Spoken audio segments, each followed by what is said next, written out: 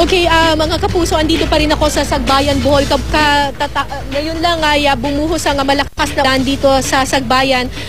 Hindi yun magandang balita para sa atin dahil meron pa rin 5 bata na missing dito sa Sagbayan.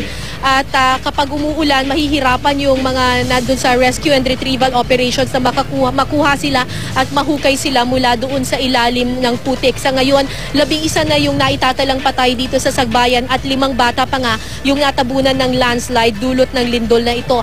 Samantala, bukod sa bayan ng Sagbayan ay naitala rin ng PHIVOLCS na sakop ng epicenter yung bayan ng Katigbian. At kanina ay nagtungo tayo dito pero kumpara doon sa destruction or damages na tinamo ng Sagbayan, hindi ganun kalaki yung damage dito sa Katigbian.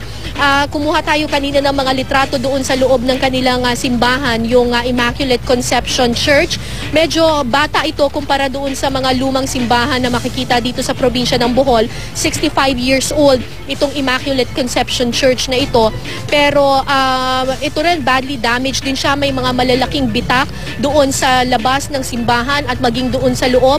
Bumagsak yung ilang bahagi ng kisame at ganun din yung altar nito. Bumagsak yung kisame kaya talagang may mga malalaking tipak ng bato doon sa loob. Ayon doon sa parish priest na si Father Danilo Maniwan ay susubukan pa rin daw nila na i-restore itong simbahan na ito.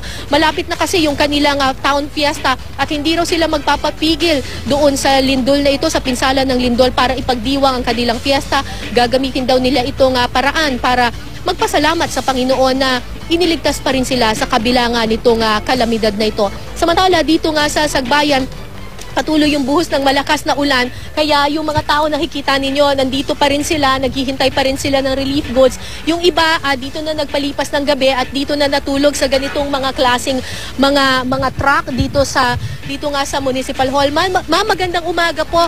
Dito na po kayo natulog? Oo, dito kami natulog. Doon ho sa plaza, pag umulan, natakbo kami dito dahil napasok talaga ang ulan.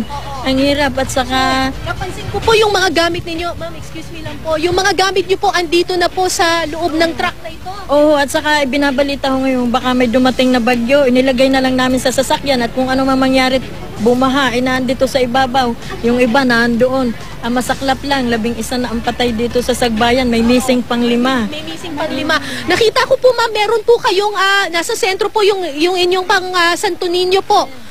Oh, yan ang aming tagapagligtas ngayon ng ating Lord na sana sa kalamidad na dumating sa ating buhay, hindi tayo mawala ng pag-asa. Babangon tayo at harapin ang bagong buhay. Alam natin na nandyan lagi si Lord, kasama natin. At salamat sa pagkakataong binigay niyo sa amin dahil mga kapatid ko doon sa Laguna, tagaroon ako, asawa ko, taga rito si Kagawan na nag-iiyak, wala ng mga cellphone, bumagsak bigla ang aming bakery. Galing kami sa na talagang basag lahat ang mga bote, mga estante basag, pero milagro na binuhay kami ni Lord na kami takbo sa basag na mga bote.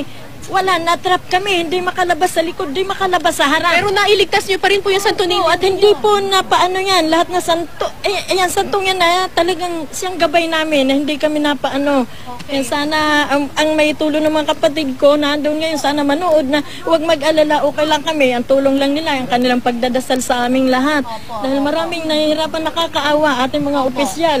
Nagme-meeting kung ano pang dapat itulong sa mga tao. Salamat po ma'am, marami pong salamat. So nakikita mo, mga kapuso, kahit na ito sunod-sunod yung dagok na nararanasan dito ng mga Boholano, nagkaroon ng lindol nung Martes at ngayon ay bumubuhos ang malakas na ulan dito, meron pang patuloy na retrieval operations, ay patuloy pa rin yung kanilang pananalig at pagpapasalamat sa Panginoon na sila ay biniyayaan pa rin ng buhay.